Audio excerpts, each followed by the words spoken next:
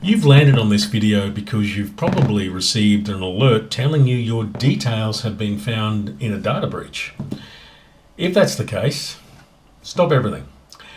And if you haven't had that alert, well, watch this anyway, because statistically, with over 15 billion stolen credentials currently circulating on the dark web, the question isn't really if your details are out there or not. It's whether you know about it yet or not. Today, we're going to do two things. First, if you've just had a breach alert, I'm going to walk you through exactly what to do.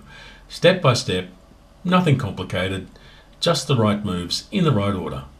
Second, if you haven't had an alert, we're going to check right now together because you might already be in a breach database and simply do not know it yet. Ready? Let's work it together.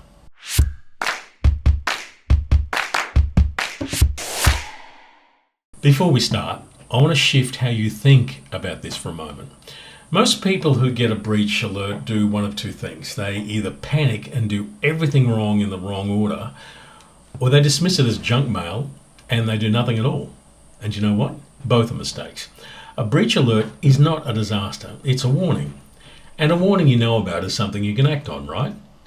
The people who are truly at risk are the ones sitting in a breach database right now who haven't checked, have no idea. Getting this alert, as uncomfortable as it feels, puts you ahead of the game. Now, let's use that advantage properly. First, let's be straight about what a data breach actually is and isn't. A breach happens when a company you've used, a retailer, a subscription service, a healthcare provider, anyone, gets hacked and their customer database is exposed. Now, your email address and possibly your password gets added to a list that circulates on the dark web. Now, this is not your fault. You did nothing wrong. The company failed to protect your data. That's on them. What it means practically, though, is this. Someone in the dark web now has your email address and potentially the password you used on that site. If you use that exact same password anywhere else, your bank, your email, your superannuation, those accounts are now at risk through credential stuffing. Now, we covered that in the password manager video. Same threat, different entry point. The good news, and there is good news, is that most breach data is old by the time it circulates publicly, which means you often have a window to act before anyone uses it against you. That window is now. Let's use it before it closes. Right, listen to this section and then pause me. This is something you should do like right now. Open your browser and go to this website. Type in your main email address. I'll wait. What did it say? If it came back green, good news. No known breaches for that address. Check your other email addresses the same way before you move on. If, however, it came back with a list of breaches, don't panic. Write down which sites are listed. That list is your action plan for the next hour or so. Done? Good. Now let's work through it together. Right, here's the exact sequence. In this order, don't skip steps and don't do them out of order. The order really matters. Let's start with, obviously, step one. Secure your email account first. Always first. Your email is the master key to everything else online. Every password reset, every account recovery, every notification goes through your email. If someone gets into your email, they can reset every other password you own from the inside. Go to your email account right now. Change the password to a fresh passphrase with a unique suffix. Then, if you haven't already, turn on two-factor authentication. Now, we've covered both of these in the workshop before.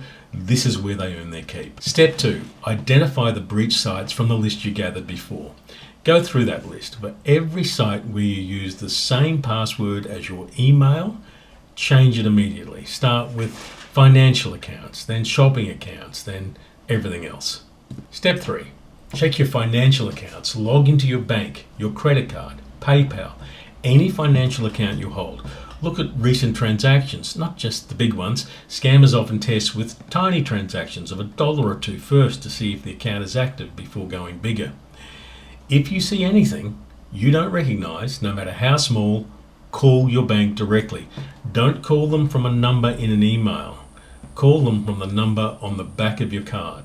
Step 4, check your credit report. In Australia, you can get a free credit report from experian.com.au, and in the US, that's annualcreditreport.com. In the UK, look online, you'll find something similar. Look for any accounts opened in your name that you don't recognise. Identity thieves often don't touch your existing accounts, they open new ones in your name instead. So workshop rule number 1 today, secure the email first, everything else follows from that. Get that wrong, nothing else matters. Congratulations, you've done the immediate work. But what happens next? Well, this is where most guides stop, and this is actually where the real risk sits for the next few weeks. You've got to watch for a couple of things. The first one is watch for phishing follow-ups. Scammers who have your email from a breach will often follow up with a targeted phishing email.